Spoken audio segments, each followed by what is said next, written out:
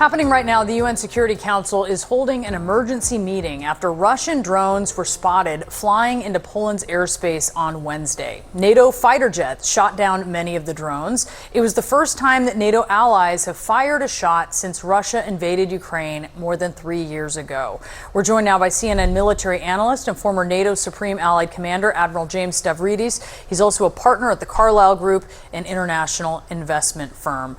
Sir, thank you so much for being with us. And first, I just want to get a sense from you about where America's leadership is on this, because last night the president suggested that the Russian drone incursion into Poland could have been a mistake. Then this morning on Fox, he said his patience with Putin is running out and running out fast. He sort of previewed the possibility of sanctions, but he often does that. How are you seeing his leadership on this?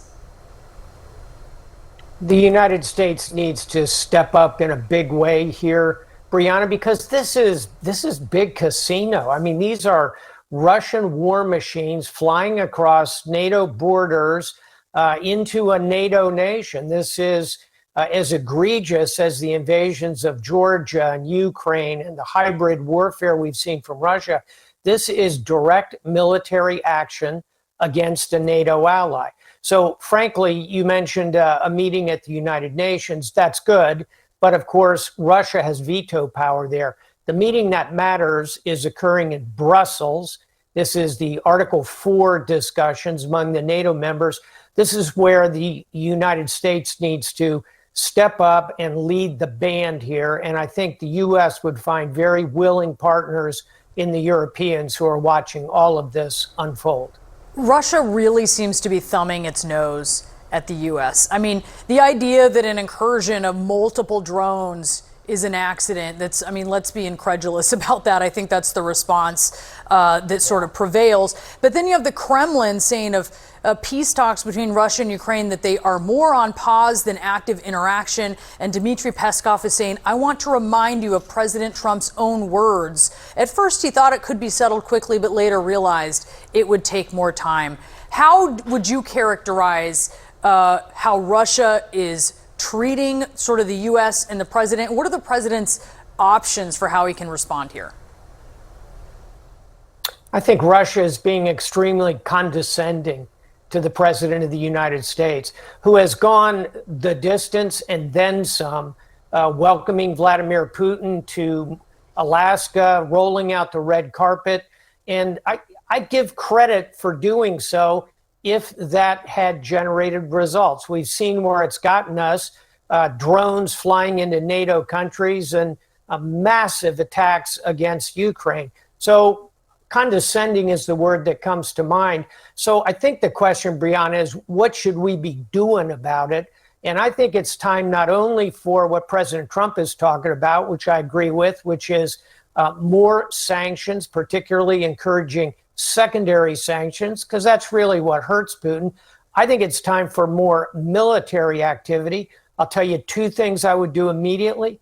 I would give the Ukrainians longer range offensive weapons and targeting information to go after Russian drone making facilities, military targets, drone staging areas.